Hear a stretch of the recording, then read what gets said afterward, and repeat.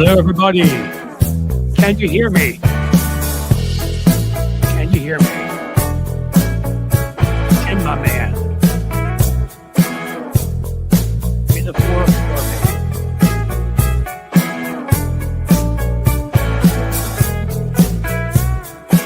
Dun, dun, dun.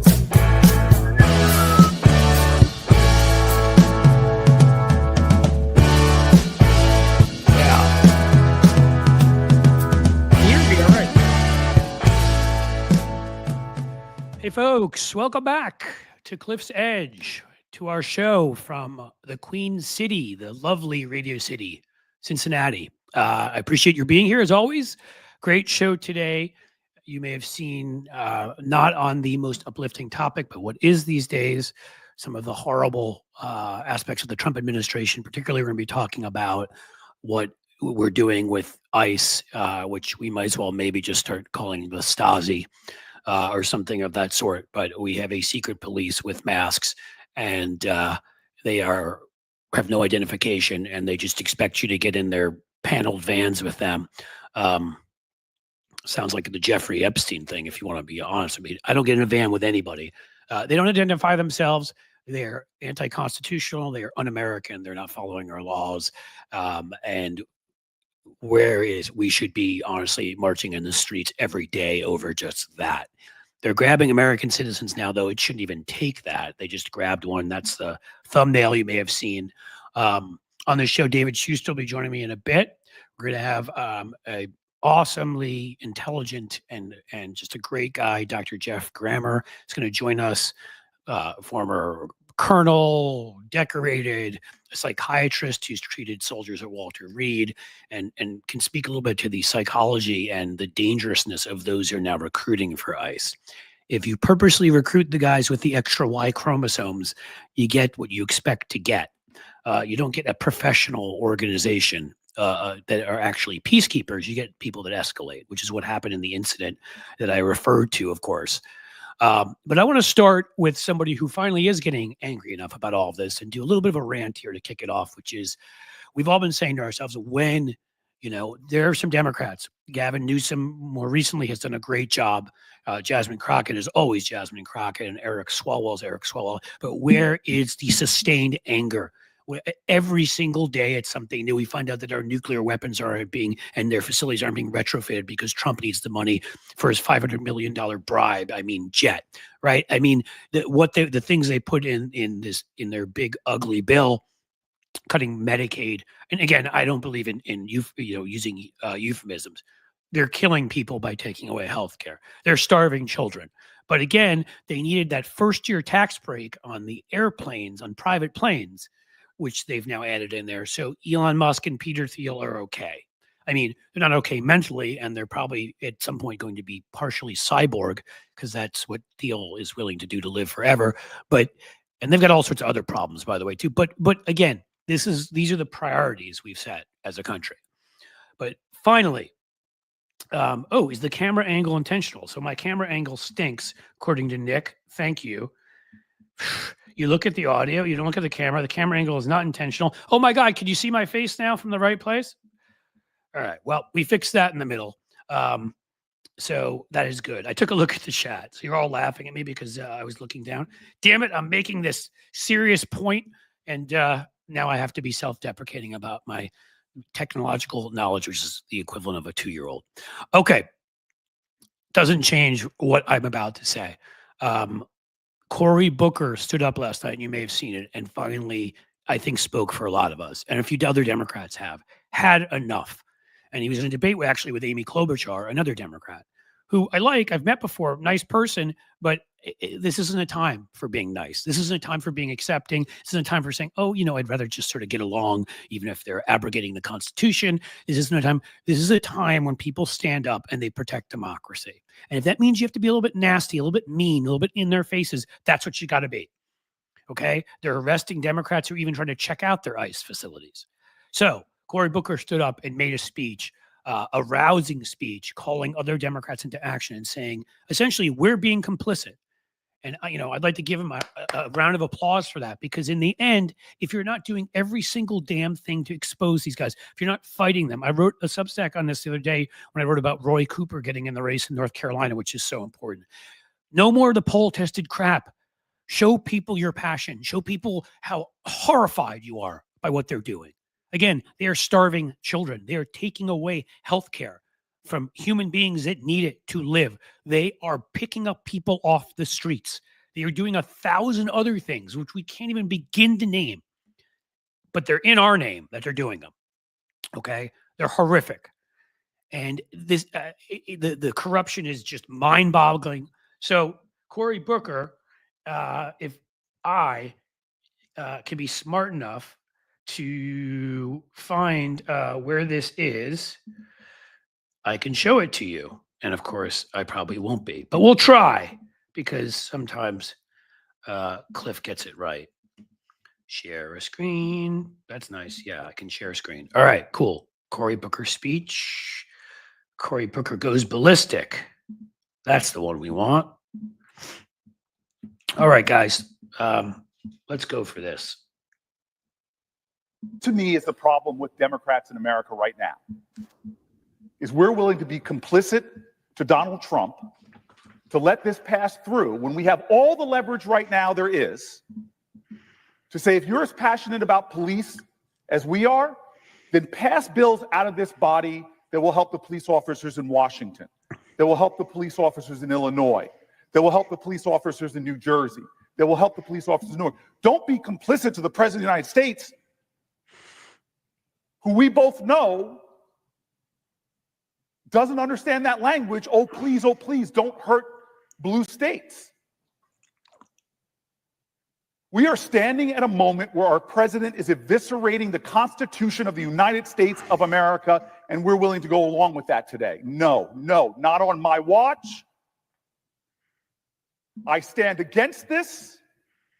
It is a violation of our Constitution for the President of the United States to ignore the will of Congress and decide which states are eligible to grants and which are not. Well, we know something in New York and New Jersey. I was a Newark elected official when 9/11 happened. I saw my first responders charging into those buildings. I know what police officers do every day. My amendment was just called the poison pill. That's ridiculous. Well, my amendment does, it says the police officers in New Jersey are just as important as the police officers in North or South Dakota. Even if they didn't vote for Trump. I know, crazy. In New York are just as important as the police officers in Texas. It says the police officers in California are just as important as the police officers in Alabama. Why would we go along with a president who is violating our Constitution time and time again? When in the history of this body, Democrats and Republicans used to stand up for their turf? These could easily pass. Put a simple amendment that says, you know what, you can play games however you want, President Trump, but when it comes to resources for police officers, no games. Today, I stand and fight for the Constitution. I stand and fight against this president, and heck yeah, I'm going to stand and fight for the police officers from the great state of New Jersey. I object. Objection is heard. Mr. President. The senator from Minnesota. Mr. President, I want to thank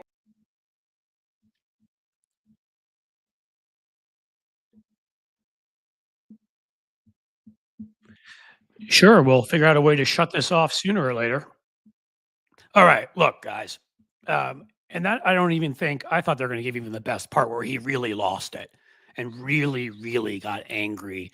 But that was a pretty good, the fact that he was standing up to his own party, and that was a pretty good sort of summation of how so many of us feel out here. Why do we think people like Mamdani are winning? Why do we think there's this populist rage on the left? Because again, these are not normal times. Okay, this is not a time when you say, "Oh well, yeah, let's split the difference." Oh yeah, blue slips over. Let's debate that over which judges get on there. They have systematically over 30 years now, longer than that, have stolen every bit of power. They've stolen Supreme Court justices. Mitch McConnell has not followed the Constitution to allow people to have hearings. Okay, he got behind Citizens United to dump money into our system. You know the list of offenses. It isn't just Donald Trump. Donald Trump's the end result of everything they've done since Reagan to destroy the middle class, okay? To allow stock buybacks instead of making, so for their shareholders instead of putting it into their workers. CEOs ballooning pay, middle class being destroyed. They are attacking us every day, constantly. And we are not fighting back in a way that right now, when people are disappearing on streets and losing basic benefits, and we're creating a two-tier society, it doesn't resemble the economic society we were from the 30s to the 80s. It doesn't resemble a democracy anymore. Louis Brandeis, great Supreme Court justice, once said, you can either have a great disparity of wealth or you can have a democracy. You can't have both. Well, Peter Thiel said, you can either have capitalism or democracy. You can't have both. I choose capitalism. I like Louis Brandeis' version better. They're taking Peter Thiel's version. Understand where we are and get that fucking angry about it, because you need to be. And it is insane to me that there aren't more of these folks getting this angry about all of this. It is an attack on our decency every day. Donald Trump's basic existence. He can't even go to a golf course in Scotland, waddling himself across it without having his having his caddy dump a ball outside of the rough. Because something as small as that, he can't cheat on. He cheats on everything. Ask some wives and some Taj Mahal workers and contractors and everybody else. Okay, enough. I want to see more like this from Cory Booker. I want Democrats to stand up and make this point. I want these elected representatives to make this point in the streets. We're out in the streets. We're yelling about this. We don't have security. We're just fighting for our country. I want my boys growing up in a country that is a democracy, or it won't be this one. I'm tired of it. So Cory Booker channeled all of us right there, and I want to see more. This needs to be constant, because when you get up and you speak there, you are communicating to the American people how you feel and how they should feel. And if you're okay with it, you're kind of telling them, it's okay. But don't tell us during the campaign last year that this was the greatest threat to democracy, which it is, since the Civil War, and then, or certainly since the Great Depression and World War II, and then act like everything's just fine and good afterwards. Enough. Cory Booker was awesome. And I'll look for other versions of that to replay again later. David is here. I'm running a minute or two late. Dr. Jeffrey Grammer, Jeff, if I can call him that, we'll see, has joined us early. And so I'm going to invite both of them in to join me on this. And then after this, we'll get to talking about some of the immigration stuff that you saw in the thumbnail that is as repulsive as anything I've ever seen. David, welcome. I'll calm down a little bit. No, that's look, passions matter. And hey, Dr. Grammer, nice to have you on the program, and nice to meet you. Good to meet you as well. Thank you both for having me on today. I'm sorry I didn't get you. I tried to not to curse, Jeff, because you're a reasonable, respectable man, unlike me. But I apologize because anger overtook me at a moment there. I don't know how else sometimes to express it, that when I see kind of a lackadaisical attitude from not everybody. There have been some terrific Democrats. I named a few. There's a whole bunch more. But, you write about this in your Salon piece. We maybe should get to that. But first, should it be Dr. Grammer? Should I call you Jeffrey? Jeff, you tell me. I don't, you can call me, schmuck if you want. I'm good with anything. So you tell me what's good for you. Jeff is just fine. If I can call you Cliff and call you David, that would be perfect. Yeah, but just full disclosure, my parents, both my mom and dad, have PhDs, so I have a certain respect for either PhDs or real medical doctors, although PhDs are real doctors, or doctors of law. So, but having said that, we'll call you Jeff. And I would say the same thing, not with my parents, but the fact that I was a history PhD, but then dropped out before writing my dissertation. So I know how hard it is to end up with that doctor. And so don't want it to come as any lack of respect. I'm only saying, Jeff, because I've known you before and I want to make sure you're cool with it. But, you know, in any case, part of what I was talking about there obviously was what we've got going on in our streets. And it is and you wrote about this in Salon, and it is the kind of thing. And again, here I go again, not introducing you. Okay. Retired Army colonel, decorated, a psychiatrist who has helped God knows how many military personnel who've come back at Walter Reed, a congressional candidate that we could only be lucky enough to have. And as I believe I said to you in an email, I can reveal what I said in emails. You know, Billy Joel has talked about only the good die young. I feel like only the good don't go to Congress. You're almost too good of a person. You literally are the person that belongs in Congress. I look at Jim Jordan and Lauren Boebert. Okay, I won't continue that sentence. And so with that said, you wrote this great piece on Salon. I would like you to talk about it because what we're seeing, the trauma to children, the cruelty, the viciousness, I mean, you know, I think of this line, I'll repeat it later if I do a rant on this, from, you know, the movie Platoon, where there's one point where they're massacring Vietnamese civilians, and Charlie Sheen, back when he was a little more sane, stops and just, you know, says, "Don't you get it, man? They're human beings." And that keeps popping in my head when I see these ICE guys posing and smiling. And so now I'm going to shut up and let you talk. It just gets me so worked up. Go ahead, Doctor. Go ahead, Jeff. No, like, listen, I think it's a great time to be passionate. I think it's a great time to be animated and curse, because this is not normal. Right? We haven't had anything like this in my lifetime and any time in sort of historical memory within this country. So ICE is just one kind of aspect of what is becoming emblematic of just day-to-day life in America. And you're right. You know, I cannot think of a time in history where dehumanizing entire populations resulted in anything good, right? No. That is a path to descent to suffering and pain. And so within ICE, what we've seen is this sadistic cruelty. There are ways that you can detain people, and law enforcement studies that and practices it and drills it. And they have rules for that and oversight if it's not followed. But wearing masks and sunglasses and baseball caps with no name badges, no badge numbers, jumping out of an unmarked vehicle, throwing someone to the ground because of their skin color or because of their accent, and no other evidence but that, and then throwing them in the van and taking them to God knows where. This is not normal. And what I wrote about in the piece is we are all witnessing these horrific videos of cruelty. Kids crying in the background. I don't know if you all saw recently, but there was one where they literally pulled a guy out of his car with his kid in a car seat in the back seat. I mean, broke the window. Yeah, right? I've seen. I don't even know. I mean, again, I've got boys. David's got children. I can't help but when I see those think of what that would do to my kids, and it enrages me. Absolutely. So what I wrote about in this piece, and I'll kind of let the discussion follow after this, is think about this. We make decisions for a lot of reasons, but mainly two major ways: either to alleviate anxiety or to receive reward. And the next generation of ICE agents are going to be drawn to that role, almost certainly not to alleviate anxiety, at least on a superficial level, but the reward. And the reward they're looking for is to participate in the sadistic cruelty that is on TV now. And I think historically, law enforcement attracts people that want to help their communities, want to help their country, whether we agree with some of the stuff that happens or not. Like, those are honorable kind of initiatives for many of them, not all, but many. But now someone who joins, that's not the recruiting video anymore.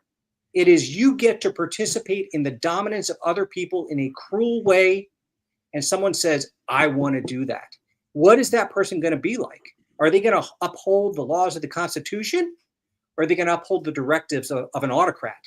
And when push comes to shove, or their own impulses, I would say, yeah, just to in the moment. Go ahead. Sorry. Absolutely. No, you're right. Like someone who enjoys that, and we could talk about that personality style, but someone who enjoys that is very deviant from the typical person. right? And when push comes to shove, if Donald Trump one day wants to flip that switch and move ICE from, detaining people that they think need to be detained into his own private security force to suppress dissent, the kind of people that do that are more likely to follow Donald Trump than the Constitution. And that is something we should all be afraid of, whether you're a citizen, a legal immigrant, or an undocumented immigrant. Well, I'll say I'm terrified about, Donald Trump, perhaps this being part of a larger plan that after the migrants, who are they going to go after next? Is it going to be protesters, dissenters, et cetera? The other part, though, about to sort of pick up on what you said is, what does it say about American society in that we've seen the reporting that ICE is somewhat demoralized with the agents that I guess were holdovers are there now. So you have some ICE agents who are leaving because they don't like what they're doing. But what does it say about a society that is able to not only fill their ranks with these psychopaths, if, for lack of a better term, but also perhaps even be able to grow it even more? I mean, the idea that there's more people out there who want to actually get paid to dominate and dehumanize other human beings, that there's more of them than there are people who actually believe in the Constitution, believe in basic humanity. What does that say about our society?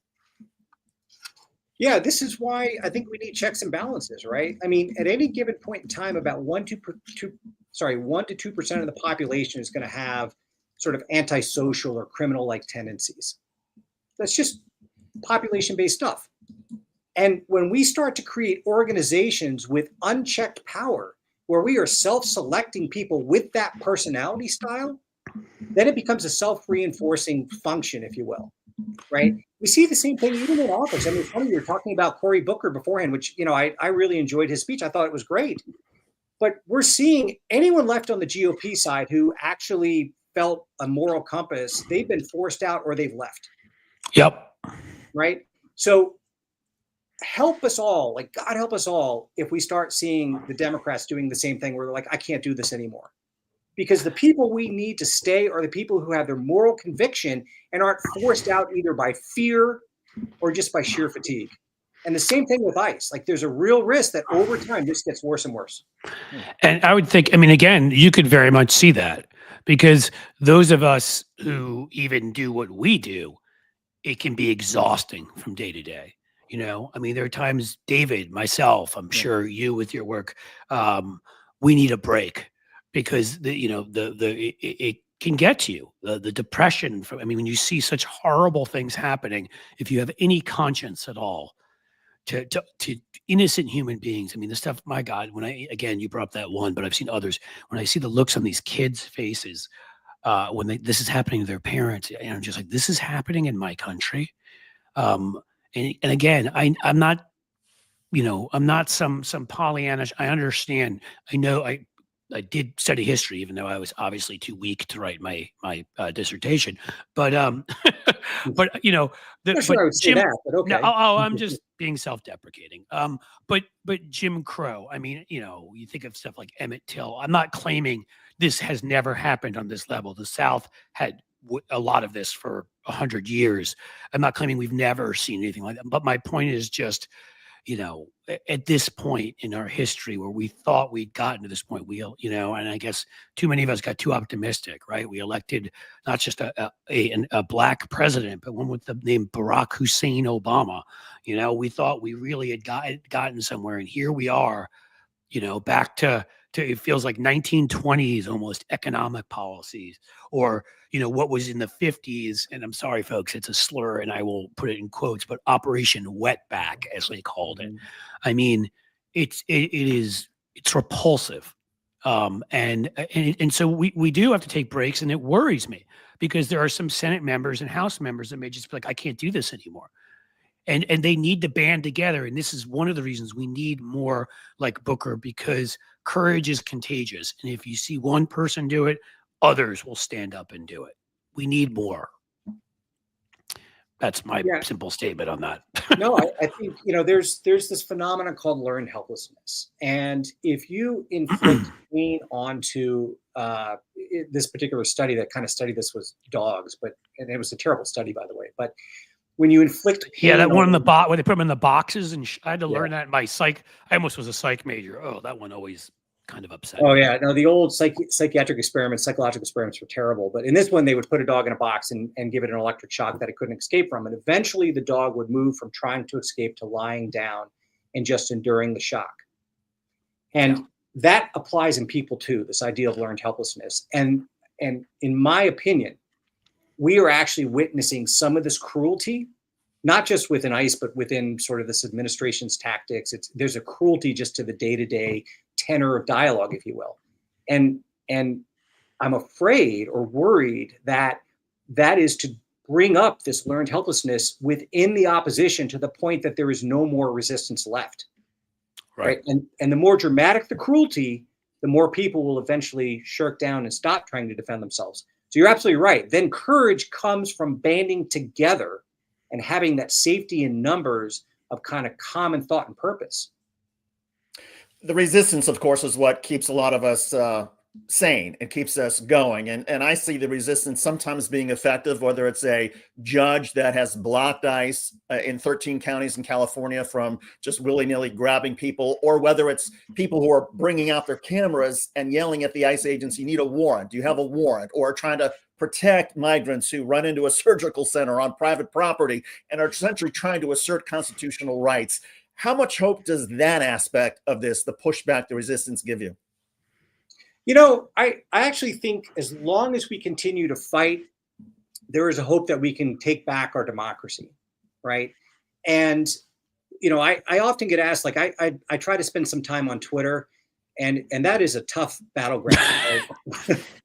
Spend more time, honestly, at Substack, where they purposely use. There are some horrific people on there, but they use the algorithm because they're in a way on the notes function so that they pair you up with people who are like you, because the model is to create more, not to create controversy so that people are fighting. So just a little point of, because I go to Twitter here and there, but I can't spend nearly as much time there either. It's the worst dregs of society. It's just, it's brutal, but I go to basically this is the way that I can be that person standing in front of the ICE agent, recording them saying, show me your warrant. Yep. It is my way to show, because honestly, there are some people, you know, some estimates, 25% or so of that kind of MAGA crowd, if you will, that wants us to shirk into the corners and stop resisting. Sure. And I want to stand before them and say, I'm not going away. Like that will never happen. We need the Cory Bookers, right? We need the Gavin Newsoms.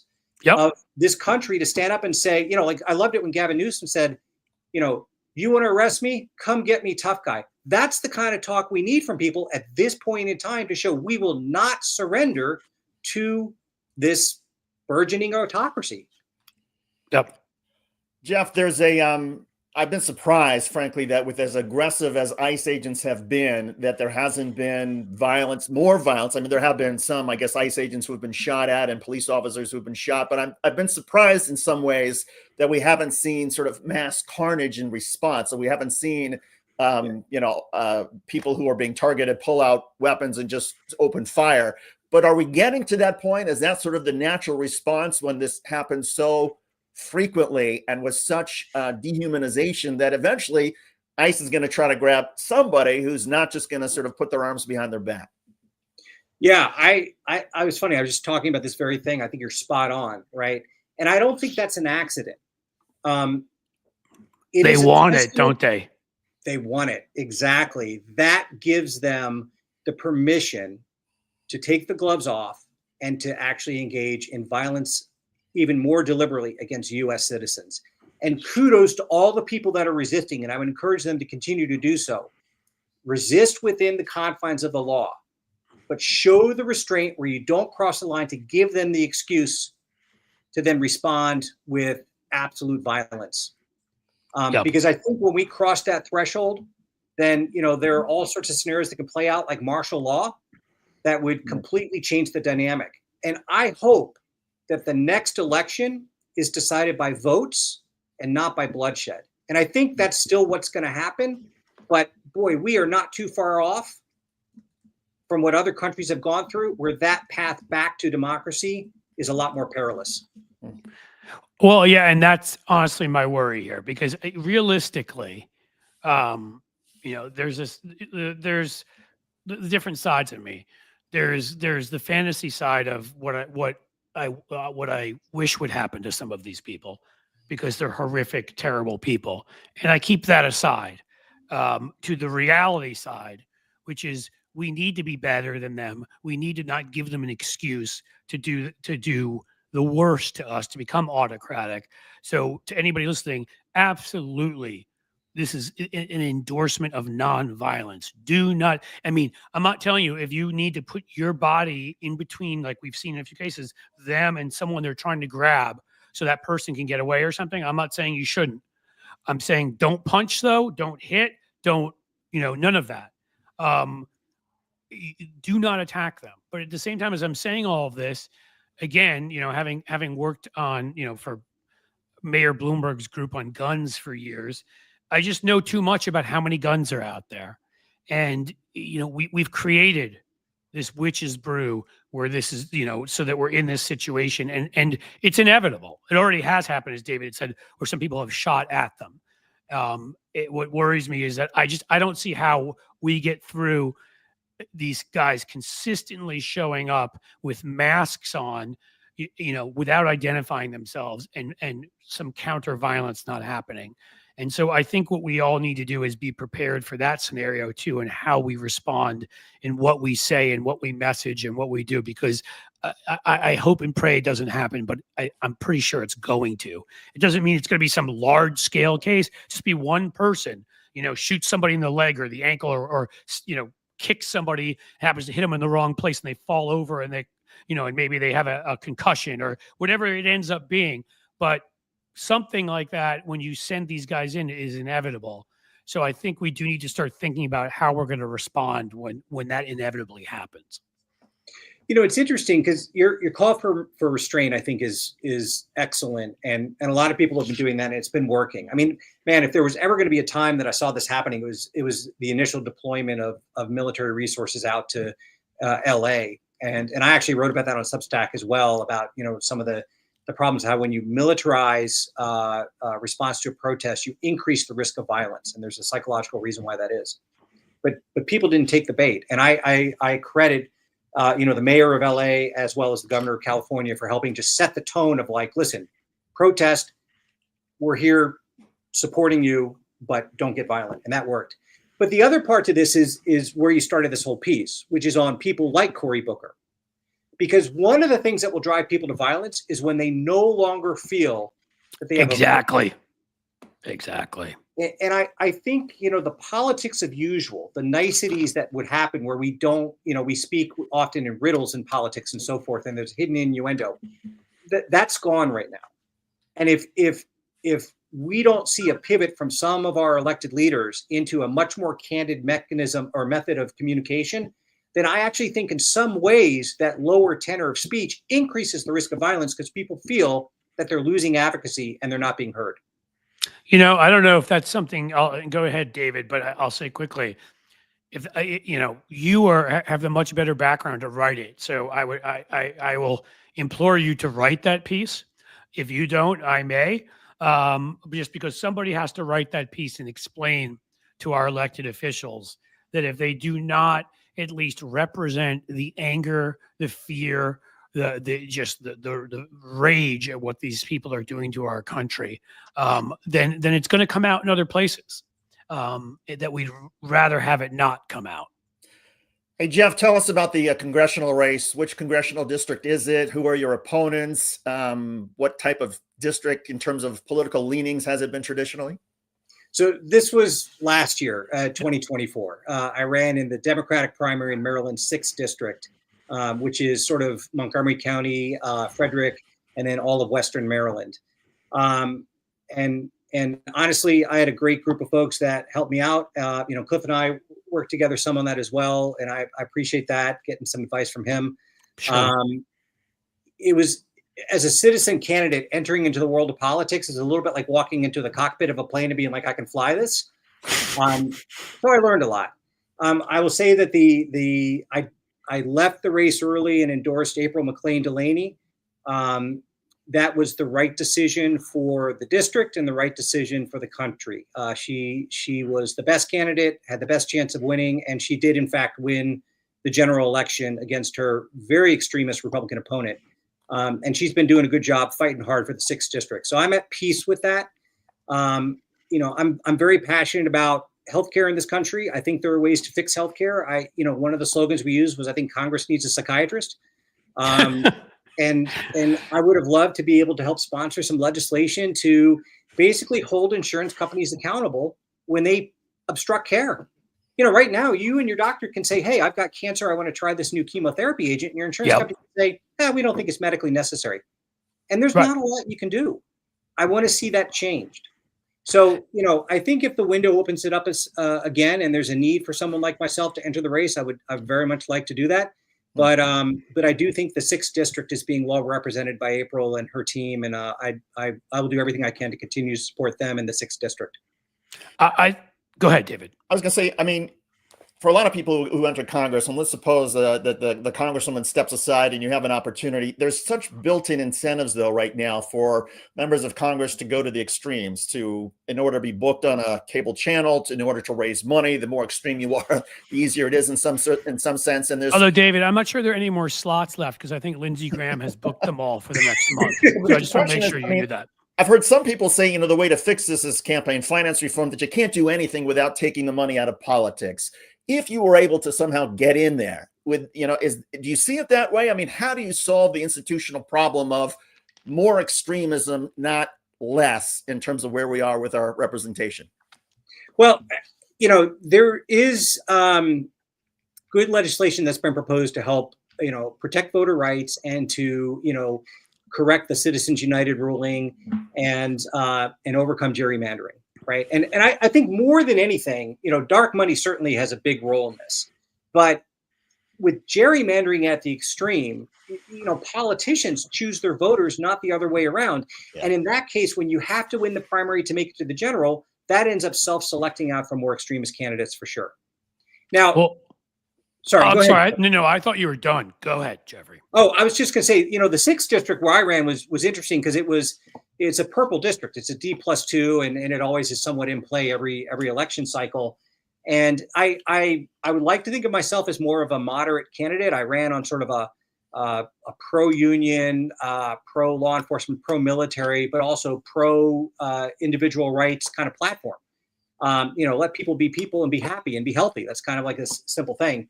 And I think in that particular district that can fit, but there are some like Marjorie Taylor Greene's district, whoever runs against her, it's just, boy, that district is locked in. So that basically, as long as she wants to run, she can, and it shouldn't be that way. I also think the other problem is special interests. And what the heck, when you go through and as a primary candidate, you have to interview with all these, political action committees, so forth, hoping to get their endorsement and their support from their members. But boy, like a single issue, like for me and on climate and the environment, I was not going to get endorsements from certain groups for no other reason than I supported clean nuclear energy. New nuclear technology is incredibly efficient and safe. It's a lot different than the nuclear energy of old. And we just cannot. And other countries, France uses it, like a number of other Western European countries. I'm not saying I'm not going to sit around and dance and say I love nuclear energy, but again, we can either have slogans or we can have solutions. And what I like about you is, listen, if that is a solution to getting rid of fossil fuels and we do it in a safe, regulated way, there just are things we're going to have to do to get to the places we want to get. That's right. But if you come out with that kind of practical, politically inconvenient position, you're not going to get the support. And we've got to fix that. It's funny. We talk about in psychiatry, all or none thinking. People are all good, all bad. It's all one thing or another. And we have that kind of immaturity of thinking in politics. And I had someone, send me a private email criticizing April over a decision she made, April Delaney.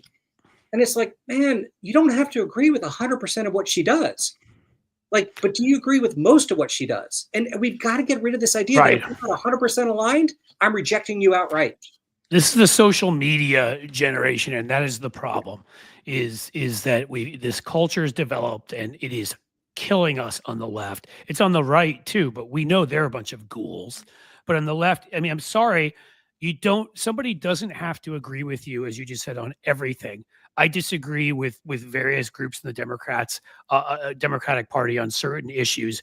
I don't even think I fully disagree with them on anything. There's just variations. And when we get to the point in a democratic republic where there's no longer such things as nuance and context and debate and coming together and saying, you know what, like I may disagree with you somewhat on this, but if on this one, you get 70% of what you want, I get 30% of what I want. Next time it's the other way around. And we've lost the whole project of democracy. And so I speak out about this a lot. I don't care if I piss some people off. And I think most of the folks on the left are very good about this, but there are one or two far left factions where if you just don't agree down the line on everything, and I think people just need to learn the Democratic Party to ignore them, because some of these groups do not represent the people they claim to be representing. They, a few different folks have written about this, the DC groups that come out and say, well, we represent this group or we represent that group.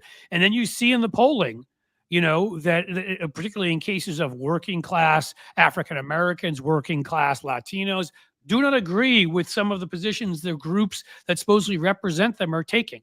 And so I think, we need people listening to where voters are. Screw the groups, is what I would say, unless they are in the right place. And I'm glad that you did what you did and you stood up for what you believed in, because the truth of the matter is at least you got that out there so it could be discussed, right? You got an intelligent idea out there. But I am but a small farmer. I'm just kidding. But I have this Substack that for some reason blew up into a big thing, and that's great.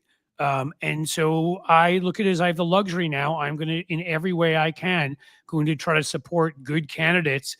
And I don't care. You don't have to agree with me on everything. You know what I mean? Like to think anybody ever would is crazy. And again, do we want to be MAGA? Do we want to be, I must agree with everything Trump says or I am out? Right. No, that's authoritarianism. It is self-defeating. So I'm so glad that you're saying this. We have somebody in there, nice, a lot of use, Mud, that's a good name, compromise and subtlety as well. And yes, I meant that when I was saying 30% this, 70% that, compromise is essential. But I like what you're saying about subtlety. I mean, again, you don't have to always be in everybody's faces about everything. This is how legislation has always gotten passed. And, there are times for fighting, and then there are times where you can get something passed. Joe Biden made certain mistakes, among them, I would say not taking the threat of right-wing authoritarianism seriously enough and fighting hard enough on that. But legislatively was brilliant and said, okay, well, we're not going to get any of these guys on this COVID bill. So screw them. We're going to pass what we want. We have the votes to get it. But in the infrastructure bill, guess what? Their bridges and tunnels are falling apart too. So we can bring in 10 Republicans in the Senate and get the thing passed. It's about the context of knowing when you can agree with people, even if you find those people abhorrent, but you need to come together with them on stuff. And other times when screw them. And you need to be able to be somebody who's got the flexibility to know when to do that. Yeah, Cliff, I mean, I think what you and David do in messaging is so critical now, because we've seen less and less engagement from traditional media and traditional news for people to consume their information, right? The old days of opening up the New York Times at the breakfast table and reading through things, that articles that take about 10 minutes, those days have gone for a lot of people into just headlines. That line's the cat litter for me. Sorry, but yeah. So, now we have to find new ways of communicating. And I think the Democratic Party needs to do a lot more in trying to get across their messaging. Because what the GOP has done, or particularly Donald Trump and MAGA has done, is they've hijacked this sort of meme-based communication where things are just these sort of single phrases of extremist thought, and all the subtlety is lost. Right. So this podcast that you guys do, or this, what do you call it? Live stream that you guys do. Sorry. You can call it honestly, whatever the hell you like. Just make up a name and call it that. We're good. But this is the kind of stuff that will help educate people into the nuance to allow them to make much more mature decisions. If we stay in the world of that all or none simplicity, we're going to be making decisions like we were 7 years old. And that's not going to help the country. Jeff, I want to bring this back to where we started, your salon piece about the ICE raids. You have spent most of your career essentially healing soldiers who have PTSD, healing people who have psychological problems. You're probably better versed than anybody in terms of the healing that's going to need to happen for these families that have had their loved ones taken away before their eyes. What can we as a society do, assuming that the best thing happens over the next 2 and 4 years? Democrats win back the House and Senate, win the White House, ICE stops this nonsense. What do we need to do as a society, though, to repair the damage that's been done with these families? And on a larger picture, do we need some sort of truth and reconciliation commission type of scenario to heal our politics and the political damage that's been done? It's a great question and a complicated answer. I won't do it justice here, but I will try. If you look at the end of the Vietnam War, during the Vietnam War and near the end, one of the things that exacerbated the phenomenon of post-traumatic stress in returning service members was that when they came back home, they were spit upon. Right. And they were outcast. There was no friendly quarter. And we had a lot less of that and almost none of that at the beginning of the wars in Iraq and Afghanistan. Knowing that you can come to a safe harbor of your community who's there to support you and what you've been through and is grateful that you exist as a human being and what you offer to society, I think is one step for this. The other is accountability, like you said. If the next election restores democracy and we kind of get back to the idea of making people healthy and happy in this country and equity for all and so forth, if we don't go back and hold people accountable who broke the law, who clearly broke the law, right, then the people who have been harmed by this are going to feel a lack of justice. And one of the things that happens with trauma, is not just the biological consequences or even the psychological symptoms, but there's an existential crisis that can come with that. How do I see the world? Is the world genuinely good and on my side? Or does the world really just see me as an object to consume for its own machinations? So I think, they have to have access to care. We've got to have a society that brings them all back. But man, there needs to be a reconciliation for all the wrong that was done. And I don't mean just senseless retribution, not that at all. But if you broke the law during this era, then there needs to be a reckoning for that. I mean, again, I will always go back to, and I point out various weaknesses. I forgot before also to say, as I try to remember to always, disclose that I wrote ads for Joe Biden in 2020. Now that shouldn't matter because I was being critical in a way, although I did say his legislation was terrific, but I had nothing to do with the administration, just to be clear. But so I brought that up, but in this one, we can go back to Obama, who again, a hugely impactful, hugely successful president. And yet that initial decision, I will not look back. Again, every time you don't look back, Gerald Ford pardons Nixon, so he gets away with it. Oops, there's missing minutes from Iran-Contra. Who knows what happened? George H.W. Bush claims he was getting up to go take a pee, so he doesn't know. I mean, honestly, the head of the CIA, that was his excuse for not knowing what was going on, and pardons people. So Iran-Contra has never had. I mean, and these same players just keep coming back. And with Bush, we had them. We had enough information on torture, on rendition. Right. Any of this stuff seem familiar right now? It just escalated. And when he said he wouldn't look back, all of these same sociopaths got to hang around. And so I can say I think some of these Democrats that I've just talked about were terrific presidents legislatively, mostly did a very good job on foreign policy. They all created jobs. They all dug us out of Republican holes, on deficits and ridiculous spending and tax cuts for billionaires. But none of them ever could seem to fully grasp that we were watching the rise of an authoritarian movement, and they were usurping power that did not belong to them, and that we needed to act then. And, it has gotten to this point now where it's much more difficult. So I'm just going to say, and I'm going to go forward with what I, along the lines of what I was just saying. And I know you need to go soon, Jeff, and we'll let you go. But I'm even seeing some of it, in our chat here. I saw some people saying stuff like, oh, well, Cory Booker's just trying to grease his palms. And, oh, Cory Booker is just being self-righteous. And I even saw one, Cory Booker is paid by Israel, which I guess now we have to bring that up for everything with everybody. Listen, folks, do you want decent people to win? because we can continue with this. If you like this, we can attack the Cory. Is Cory Booker perfect? Absolutely not. Am I getting married to him? No, that's the beauty of it. I'm choosing as a responsible adult in a democracy. When you're given choices, you choose the better one. You choose the non-fascist. Cliff, you and I are perfect. Oh, that's right. We're perfect. I've never done anything Wrong. wrong at all. My wife couldn't give you a laundry list. Listen, I mean, I'm sorry, and I'm not going to call any individual out in the chat, but if you're just sitting here after Cory Booker's speech and your immediate response is just to insult him, undermine him, say he's sleazy, say he's paid off, do you want to win? Yeah. I mean, again, I got to ask you because he was speaking up at least. I'm not saying he's perfect. I'm not saying, but our system sucks and people take money from places to get elected and whatever.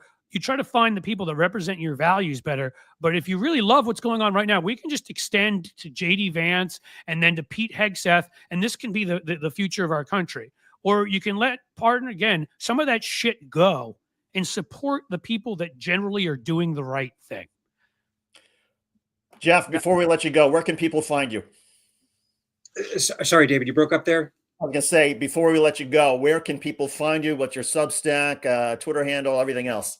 Yeah, real easy. It's my name. So if you go to @JeffreyGrammer, you'll find me on Twitter, and Substack is same thing, Jeffrey Grammer. Search for that. It'll come right up. And, I'm going to hopefully keep kind of fighting the good fight for messaging. You have a project coming up. Is it something you want to discuss quickly, or is it not ready? Would you rather wait till later on? No, listen, I'll give a teaser. I am working with some of the folks that helped me out during the campaign on trying to stand up an organization that's going to help promote health equity and American liberty. You can't have a healthy population without a healthy democracy, right? Plain and simple. And so, since I didn't get into Congress, what I can do is create an organization that has that very mission. And, part of that is just getting support from people. So what I would say is listen, if you are someone out there who wants someone to carry the torch a bit on your behalf to fight for better healthcare and fight for democratic values, please follow me on Twitter and read my Substack and look at me at Blue Sky. And what I'll promise you is I won't, you may not always agree with me and I may not always do what's right, but I will do what I think is the morally right thing to do, even if it's not politically convenient. And Cliff, to your point, and David, to your points, we need people out there doing things because it's right, not because it's good for them. Yeah. Yep. And also doing them, it was the same thing, in good faith, which I know you're knowing that you're doing that in, so that I would actually hope in some ways we would disagree in a few things, because we'd be weird if we agreed 100% on everything. No one should agree 100% on everything. My wife and I don't agree 100% on everything. Cliff, you and I agree on 100%. A decent amount less. I agree on everything with David Schuster, and that's it. Except for the University of Michigan. I'm kidding. I'm kidding. Hey, I don't get David riled up. Jeff, thanks so much for being on with us. Good luck to you, and do keep us posted on the projects and any future runs for Congress. Our politics and our media needs more of you, not less. I'll say this quickly, Jeff. Please, we'll have you back on, and we're lucky in that. Our newsletters or whatever we write goes out to a pretty large universe. And so if you want to guest post one any one of these times, because I got to know you during the campaign last time, I know your integrity. I'm sorry, I'm not trying to embarrass you, but I mean, in terms of integrity, intelligence, like a kind of voice we need out there. We need your voice out there. So please do not hesitate to reach out. Anything, we send out guest columns at least twice a week. I would love to share your work with somebody. If you think it's an important piece, let me know. Thank you both so much. I really appreciate it. And I'll just encourage you to keep up the good fight, keep doing what you're doing, spreading the message, bringing out nuance, letting your listeners know where reality lies and what the threats really are. And back at you, if there's anything I can ever do to help support your cause, just feel free to reach out at any time. Thank you. Absolutely will. Thank you so much. All right, guys. Take care. Thank you so much. You too. Have a great day. So, Cliff, I got to say, I've always loved psychiatrists, but this one man, oh man, I can see why you and Jeff got along so well, because between his psychiatry perspective, between his service to the country, wearing the uniform for the greater good, what a remarkable combination. And he is so thoughtful. He And really is. Yeah. I keep going back to sort of your initial sort of question about why would a guy this thoughtful want to join the swamp of not only Twitter, but to try to, he wanted to become part of Congress. I mean, Congress is, he's too good in some ways for Congress. That's the shame of it, is that we shouldn't have to say that, but that's where we are. And again, he was too good to get into Congress, because that's he's a terrific guy. The only thing about Twitter is, look, I'm a big believer, as he said, you go everywhere and fight. And I'm still on Twitter. Just for that reason. I almost was going to leave, but I stayed. I don't put a lot up. A lot of it's posts from Substack and these things. But I also, know when the field is against me, right? Like, if Elon Musk was exposed before the election, is making sure that right-wing content is seen 16 times as much, I think that was the number, as anything that's considered liberal content, to the point where we know what he's up to, because Grok for a night became a Nazi. You may remember that. I don't see the value in putting as much stuff up there. I'm not saying I'll stop, but you want to put stuff up in places where you know that it will get to people unfiltered. And we do need to reach people. That's what we're trying to do. That's our project. We're at blueamp.co. We've told you folks before, paid subscribers there. We just broke 1,000, which is outstanding. We're giving grants. We were supposed to this week, but we had a couple of people need to sign W-9s and stuff. Our first couple of grants have been awarded and will be coming out, and you'll know some of them and you won't know other ones, but we got some terrific folks, and we're going to add more. And, we're going to do our best. Like, I won't go gently into that good night is all that I can promise you. Yeah. And, the other way people can help us in not only sort of subscribing and paid subscribers and following us, but, to Jeff's point, and to your point, largely about Twitter, so much of what I have seen first in the news regarding ICE raids, regarding the horrific actions of agents and the taking away of constitutional rights, have been because somebody recorded it and somebody put it on social media, whether it's Twitter or Blue Sky or Facebook or whatnot. And so for as much of a cesspool as Twitter really is, still, every time somebody stands up and says, no, I'm going to stand for our freedom and our liberty, I'm going to record what this ICE agent is doing because it is unlawful, and I'm going to tell the world about it. When you put it on Twitter, when you put it on social media, eventually it starts to sort of go around, and more of us are able to hear about it and see it. And that also helps all of us, I think, collectively start to solve the problem. I agree. And I know you have to leave in a second. I just am saying to that is absolutely put it on Twitter. Yeah. But also put it on Blue Sky. Yes. And Substack and Threads and LinkedIn and Facebook, Snapchat if you're there, TikTok if you, there's no limit to where you should put it, because you want to reach, all of us are influencers. If you influence 3 people, you're an influencer. Yes. Getting your perspective out there. I used to not put as much on Facebook because I felt like I had some from the past, more conservative friends. It was a personal Facebook page. There definitely are some conservatives in my family. And, I just decided, fuck it. I don't care anymore. I always said that, if we saw a repeat of the 1940s, that I would speak up. And I don't care if I lose friends, and I don't care if people get pissed at me. I'm going to say it how I see it. And I think we just need to do that. I agree. So I'm going to run. You mentioned the kids. One of them's got to be picked up from camp. So tomorrow, David, who are we talking to on our? I think I need to set up the arrangements. But who is it? Yeah, and I was going to say I just got an email from his. So we're talking with a Democratic candidate for governor of California. And actually his press secretary just reached out by email and wants to sort of know what we're going to ask. And I'm like, we're not going to tell you that. No, but we can sort of walk them through sort of general topics. And his name is Richard, right? Yeah. Was it Klubeck? He's a billionaire. Might as well just come right out and say it. Some of the stuff I've read, I don't know that David and I agree with. So it may be a more, let's put it this way. You may get your money's worth out of this interview. It's only on Substack. We eventually, a bunch of days later, put it up here, but only live on Substack tomorrow, 2 p.m. Eastern on Amped Up. Come and check I it promise out. all of our viewers, by tomorrow, I will know his policy positions inside and out. I will know his hypocrisies right and left. and we will, we'll be polite, but we'll be firm and to the point, and it'll be a fun interview. That is exactly right. So I've got one more rant. I've got to get out of my system, and then we shall go. David, thank you so much for Thanks, being Cliff. here. Appreciate it. We'll talk soon. All right, take care. And this time we'll try to do it with the camera actually, not looking down. I can't help it. I said some of it before, but I look at that picture that we put up earlier of those ICE agents. I look at a picture of this innocent young man, an American citizen, though that shouldn't matter, and how he's treated, being put in a chokehold. And this guy who looked like he could be out of central casting for Mississippi Burning, with his arm around his neck, looking forward. I don't know if he knew there was a camera on or whatever, and smiling. It's fucking sickening.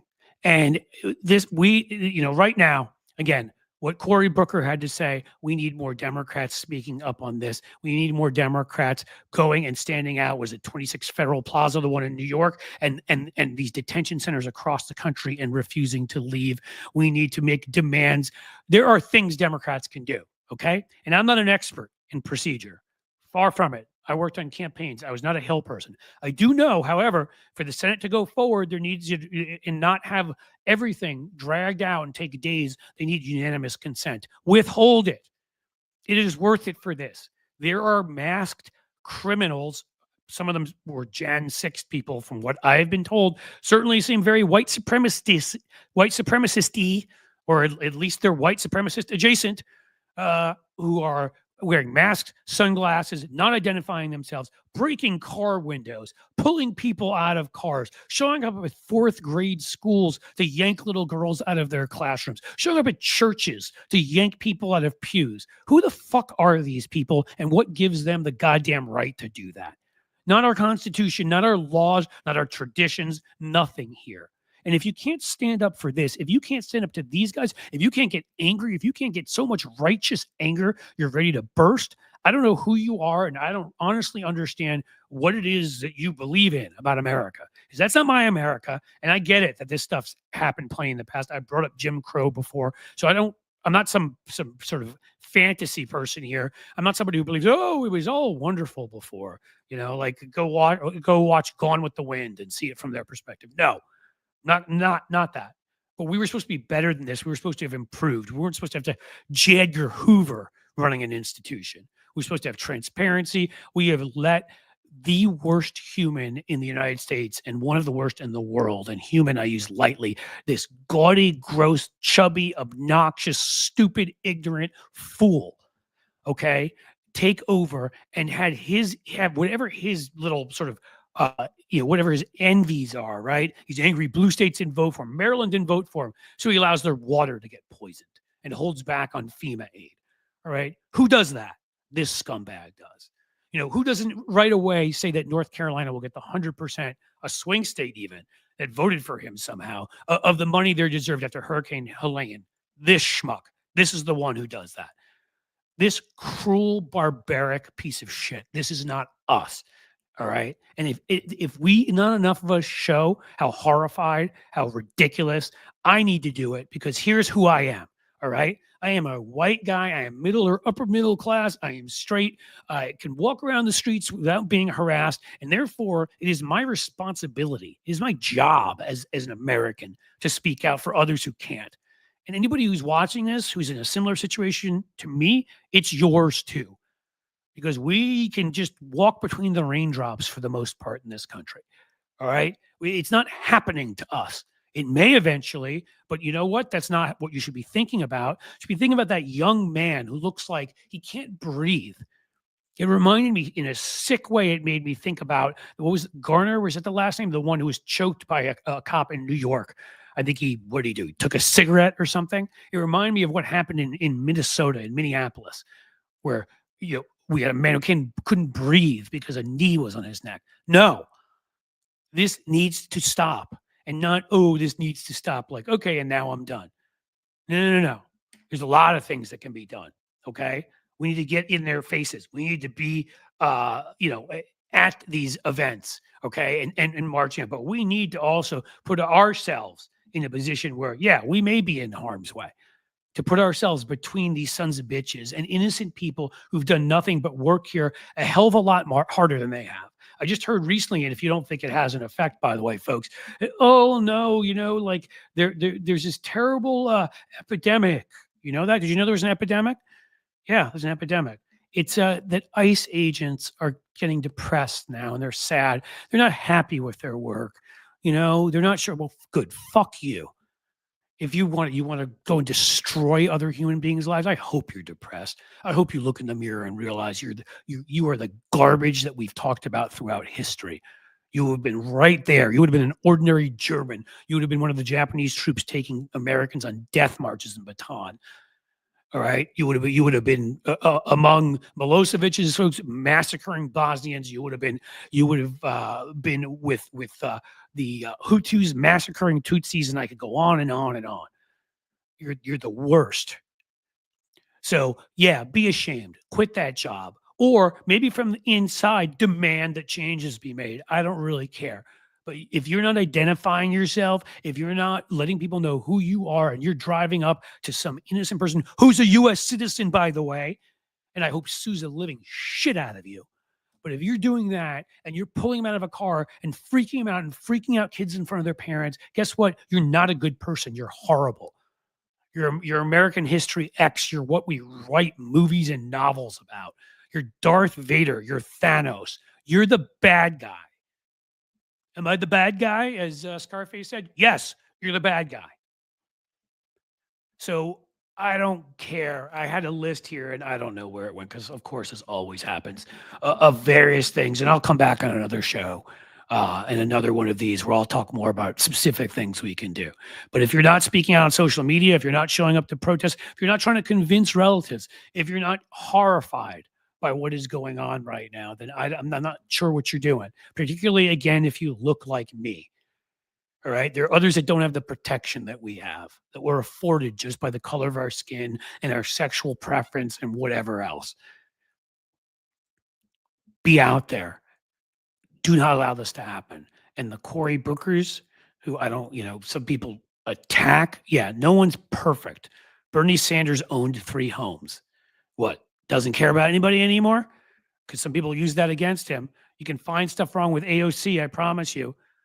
I know that everybody who does the judging is perfect, and it's just the judge that aren't. Or maybe we're all fallible human beings just doing our best.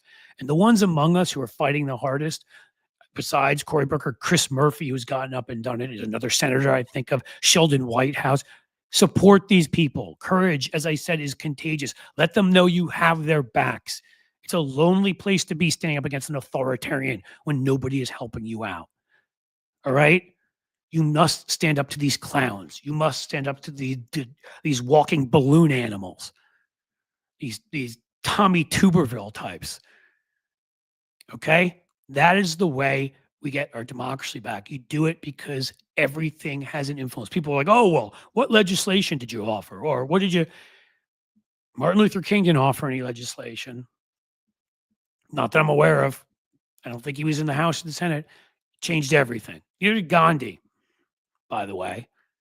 Go back through U.S. history, through progressives, who all sorts of folks who were not in the system but outside of the system and spoke out, because changing minds changes culture. And when you change culture, that changes politics. People feel they can't vote for certain awful things. They can't support certain awful things. So that's all I'm going to say. Like that image of what they did to that young man is, there was another one recently where they grabbed a Marine, a father of 3, off the streets, threw him down and took him in. This cannot stand here. It cannot be allowed. These thugs can't be allowed to operate this way. And no one's coming to save us, folks, as past generations have done. Whether, it was the civil rights movement fighting against the Palmer raids in the 20s, fighting against the Klan in the 20s and the 1860s, and Jim Crow. And, there are a lot of heroes out there, names we know, names we don't. But whether you're the former or the latter, do your part. I know you're here because you care. I think you're here because you care. Be a lot easier not to do anything. You wouldn't have to be here. You can just be off watching something else, but we're here. Let's do what we can. That's really what I have for today. Lots of ranting today because there's a lot going on. I could have just sat here and made all Donald Trump golf jokes, and I was tempted. But let me end this way. First of all, thank the folks. Carl Jacobson, a member for 9 months. Thank you. Sheldon Hughes, as always, gifted a Cliff's Edge membership. Take advantage of that. You know how this goes. We continue with doing what we're doing with support from you guys. So we have 2. Let's see if we can, before you make me do my Jerry Maguire, if we can get 5 folks supporting us. That counts, by the way. If you want to go sign up for Patreon, if you want to sign up we'd love a paid subscriber at Substack, even one out of this. If you're that one person, guess what? At least half of that money ends up going into our pool that we've already put together, the thousands of dollars, many thousands of dollars we put together to support other creators. So do it. Let me know. Or join Patreon. Let me know. But do I have a couple more people here? Come on. On the way out the door. $1.99, folks. 99 cents. If you can support us. If you can show us that you can support us with a super chat. Anything. I'm in the red till Friday. I just saw from Lisa KH. And again, as I always say, please do not do it if you cannot afford it. I am talking to folks who can handle it financially. You need to worry about your finances and your families first. Sheldon Hughes, of course, with a $2 super chat. Thank you so much. We only need 2 more, guys. 99 cents. $1.99. A Patreon membership. Anything. Lisa KH is kind enough to tell me I'm next on the list. Come on, guys. 2 more. 2 more to show that, you care about what we're doing. You care about the fight we're fighting. I hate doing this. I don't like asking people for money, but I don't have liberal billionaires. This is the hand that we've been dealt, and we're going to talk to a liberal billionaire tomorrow on Substack. But I suspect that you all don't want to see me just kiss this person's butt and ask them real questions. Now, it may turn out that he's terrific, but it may turn out he's not. And if he's not, I'm not going to do it just to bring in funds. Sheldon Hughes with another $1. Okay. This is it, folks. Sheldon Hughes cannot give me any more money. I need somebody else. $1, 99 cents. Fred Bear, $2. Fred, you're fantastic. There we go. Thank you. Again, it's $4 or $5. Does it change the world? No. Does it add to what we're doing to change the world? Absolutely. It is all essential. Everything we raise here and we raise there, again, it goes into this. It goes into this. And this is not easy. The last thing I'll say, because Amethyst Pony obviously understands who I am, that Ben Franklin is just about my favorite person in the world. Founded the college I went to. Brilliant. Love him. I've read a number of books on him. Just came across a quote from Ben Franklin that is apropos of Booker. Well done is better than well said. Talk is cheap. Actions matter. Yeah.